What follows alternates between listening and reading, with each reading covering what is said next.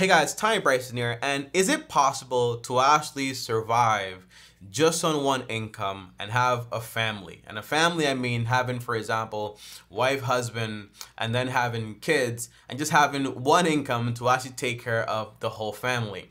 Now, I see videos all the time where a guy goes up to a girl and asks her, how much money do you think a man needs to make to take care of you? Or for example, to be a high value man. I used to watch those videos and the answers would be like crazy. It would be like $150,000, $200,000, $400,000. And I'm like, well, that's kind of insane because only about 12% of households actually earn above 200K a year. And even that information is missing information because a household are all the members that have an income. But when you have one breadwinner, then it's just one income really. And how much money do you actually need to make every single year to be able to sustain a household? Now, by the way, it's very important, I like being transparent, that you know who you're listening to, okay? So if you never watched one of my videos before, my name is TommyBryson, and I focus a big majority of my life about learning about money and finance, and I've made a lot of good investments. I got to financial freedom and I've done a lot of cool money things, but I don't have a wife, I don't have any kids, and I also live alone.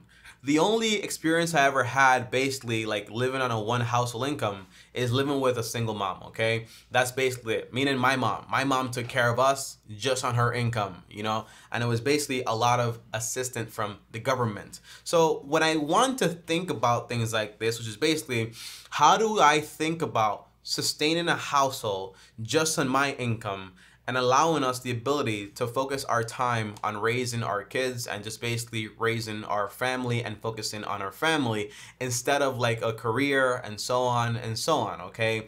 I'm making this video in preparation for those things. I've always done that, okay? When I wanted to know about investing, I prepared for it before I had the money I have now in investments.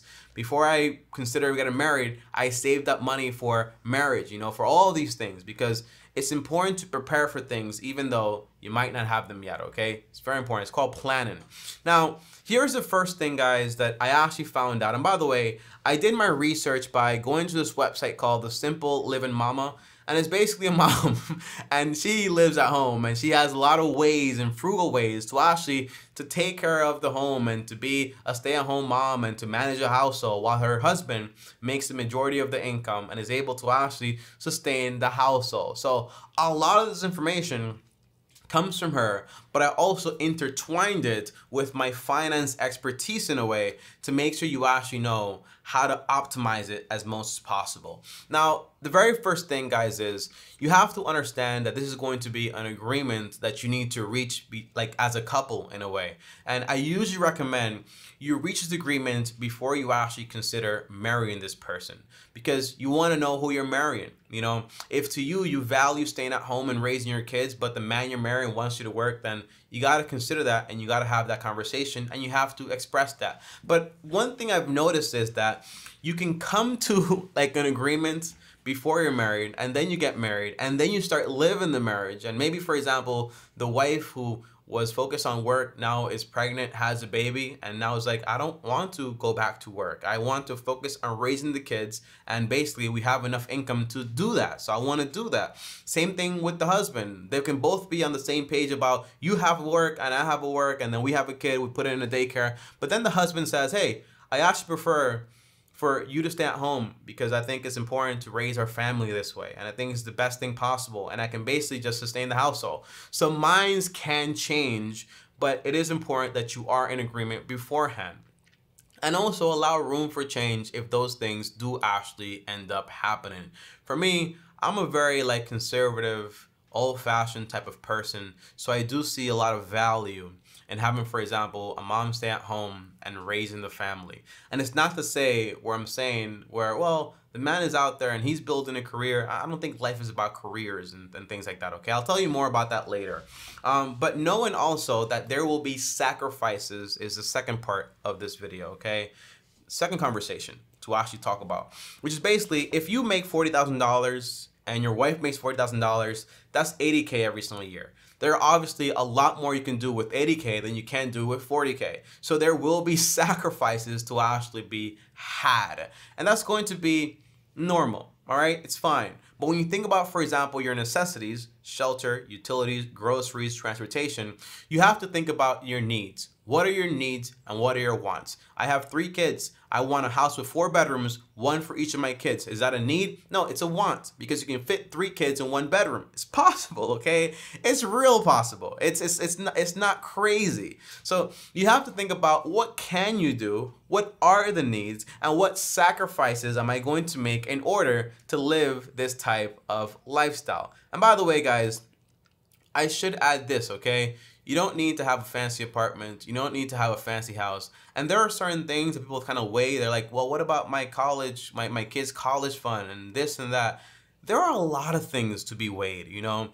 Do you rather work and not be able to raise your kids to give them a college thing, when there are a lot of jobs out there that can allow them to earn a living, and there are ways to go to college without you as a parent saving all that money also? Those are conversations to have, which are very radical and different from what you usually hear coming from finance people telling you, hey, no, focus on the mortgage, focus on the kids' college, focus on this, and focus on everything except actually raising your kids as a father or as a mother. It's kind of crazy what I'm saying, but it's very true what I'm saying, and I stand behind it. Now, here are the practical things that I actually want you guys to focus on, because it's not going to be as simple as saying there are sacrifices to be made, conversations to be had, let's be cheap, let's make this happen, good. No, it's not that. It's going to take like planning, and it's going to take, for example, you know, both of you guys actually working together. And I also want to add something, guys. There are a lot of people out there that assume that having a wife and kids are going to be liabilities. People out there say, I'm going to focus on my career or whatever, blah, blah, blah. A wife is not a liability. A wife is a help, you know? It's your partner who is going to help you. You know, you guys are going to be one. So it's like, it's not like a wife is going to be the person that's going to be wanting to just basically demolish everything. Depends the person you marry, obviously. That's the person who's going to thrive with you to actually fulfill the life that you guys actually envision in a way. And if this is your vision, then obviously that's why you're probably watching this video. Now, here are the practical ways to actually do this whole thing, okay?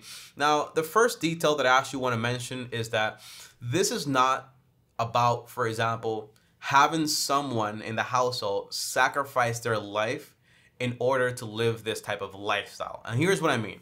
I know men, for example, that they work a lot, like 10-hour and 12-hour days, all for the goal for the woman to stay at home and to raise the kids. And that might sound like a very manly thing to do in a way, like I'm working a lot to raise my kids. But you really have to put things into perspective, because if your job is costing you time with your family, then you might want to consider, for example, maybe not living the lifestyle you're living, maybe downgrading your lifestyle and being able to be home more often with your kids. Because one thing is, you can go 12 years or 18 years doing all this thing, you barely get any time with your kids, you barely raise them, and all you can say is, I pay for their college fund and I pay for the house, like good stuff, but that's not the point. The point is for both of you to be able to be at home in a way. Obviously the mom will be home more because she's home, but you as the dad or the father in this case, it's about you also having a job in a way that allows you time to spend with your family. And that goes back to the second point, which basically sacrifices will be made. Maybe you can't take the $80,000 job because it allows no room for you to actually be home with your family. Maybe you can only take the $40K job that doesn't let you have the 3-bedroom house, but instead the 2-bedroom house, but allows you to be home with your family, okay? These are all sacrifices to weigh. I don't think the sacrifice would be to sacrifice your life from your family, but sacrifice material things to spend time with your family. I think that's very important. Now, number one for the practical advice is going to be, you actually want to stay out of debt and stay out of consumer debt. And what I mean by this is basically, if there are wants that you want and the only way you can actually get these things is by credit cards or borrowing money, just maybe don't buy them at all. You know, one big decision I basically made is I don't have any credit cards. So every time I get paid money, I only have to pay my taxes, okay? Because that's like automatically. But for the most part, I don't have to worry about my debts and about all this other stuff because, you know, debt is bondage. And whenever you owe people money, it is more stressful on you. But Tommy, What about points? And what about this? Like, don't focus on those things, because usually they come along with strings, and these strings are very heavy, okay? Now, I'm not talking about buying a home and paying it off and having to borrow money for that. That's different. I'll talk about that later in this video, but I'm talking about normal consumer debt. Stay away from it. Number two is building up an emergency account. Now, when you have two incomes, you might get away with like a 3-month or a starter emergency account. But when you only have one income, in a sense, there is some risk, right? If you're out of work for a while, there's gonna be like a struggle, right? So having 3 months is good enough, but trying to build up to 6 months is probably the best. And trying to build up to 12 months before you start investing and anything else is probably not gonna be a good idea. I recommend that to get to 3 to 6 months. And then I also recommend you actually, I'm gonna be honest here, this is what I would do, and what I'm considering doing also is getting, for example, a life insurance policy. And by life insurance, I don't mean whole life insurance with like cash value and a whole bunch of nonsense where you're paying $100 every single month. I'm talking about a term life insurance, okay? For like, you know, maybe like a 20-year term or maybe 30-year term, if you can find one of those.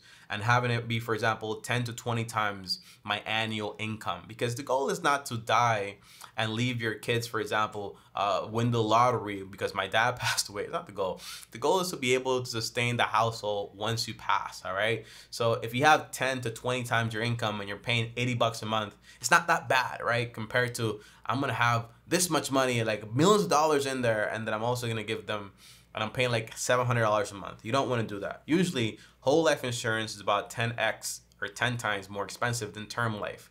And if you're wondering, but Tommy, what if I expire on year 21? Well, you had 20 years to build a proper life, right? So you'll be in the clear if you're being responsible in a way.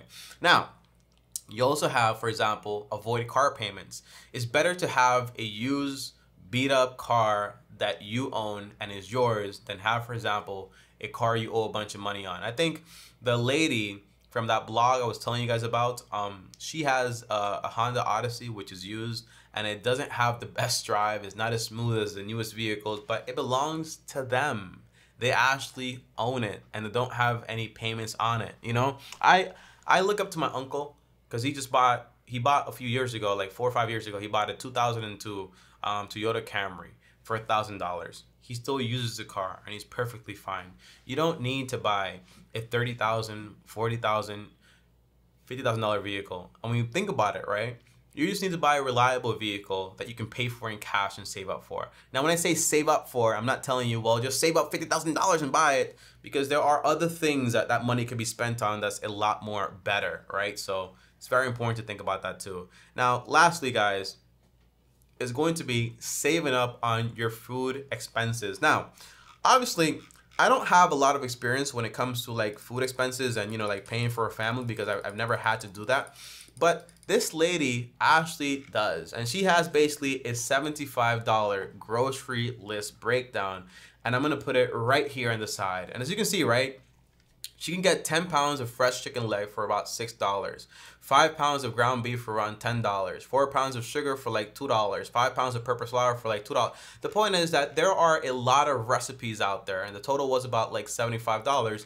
There are, and 6 cans of tuna for about $3. Pretty good stuff. But the point is, right, there are a lot of ways to basically like raise a family on a good diet and sustain a family with like real food, you know? You know, the people usually spend a bunch of money on groceries. It's not because they spend all their money on meats and vegetables and fruits and stuff like that. It's because they buy Legos, and I mean, is it Legos? Oh, Eggos and pancakes and this juice and this fruity thing and this yogurt and this that. It's like people walk out of the grocery store with an empty wallet and with no groceries. That's happened to me before I learned how to shop, by the way. So I am judging, but I'm not judging in the sense that I have never done it before, because I have done it and I know what that is like. Now, the last thing is going to be, you should focus on trying to pay off your mortgage on time or off early if possible. And here's what I mean, okay? It's not about, for example, this is gonna sound radical, but it's true. Here's my whole formula to buying a home. It's going to be buying a home on no more than a third of your monthly net income. where the mortgage is no more than a third of your monthly net income. And I mean, for example, all the expenses of the home, you know, like the taxes, the insurance, all that stuff, no more than a third of your monthly income net. And on a 15-year mortgage where you put down 10%. Now, if you're making 40K or 50K or 60K, that might mean you can't buy as much house as you probably think you can. But if you're buying it on a 15-year mortgage, that basically means even paying it off on time is going to be amazing, because you get to finish, for example, in half the time that the average person gets to finish, which is basically 30 years, okay? So that's very important. And if you're able to throw in some extra dollars to basically fulfill it, that would be great. But I wouldn't personally say, well, I'm gonna go out there and work some extra hours and, you know, just for this purpose, you know, because you have to be very careful, because when you put things into perspective, things don't happen overnight. So if you're having to work, if you're working, for example, an average like 9 to 5 or an 8 to 4 or whatever you're working, and then you're having to come home and be with your family, but then you're saying, no, I'm gonna go from 4 to 10 now and work another 6 hours to be able to pay off this mortgage faster and be done instead of 15 years in 10 years or 7 years. That's 7 years, and 7 years is a long time. And for me, that wouldn't be worth, like, you know, the time away from my family in a way. I know I sound like a very family orientated person without even considering I don't even have kids or a wife yet, but that is where my sight is on my family. And by the way, something that's very important that I really want to get across here, because people do interpret this, is basically, Tommy, you're basically saying that if the woman is staying at home, right? If they actually come to that conversation, and then the man is the one that's basically having to go out there and has a career and he's building up his social ladder, I mean his corporate ladder, but now the woman has to give that up, you know? Life is not about a corporate ladder. Life is not about a job. Life is not about giving your life to sales and numbers and I got a bonus this month and I got a little sticker because I did good. That's not what life is about. Life is about sustaining, right? You work to sustain your family and to sustain your values and to be able to spend time with your family. But that's not the point. I don't think when you give up a job, you're giving up something that's like of extreme value compared to raising a family. That's my perspective. It might sound crazy, but I stand behind it. Now, this is going to take teamwork. It's going to take planning, but it's definitely possible and doable because a lot of people actually do it. Okay, so if you're watching this video and you got this far, it's probably because you're interested in this, and I do recommend you keep looking into this stuff and you keep building it out and actually planning to actually make it happen. It's very important stuff. Thanks for watching. Like, or peace.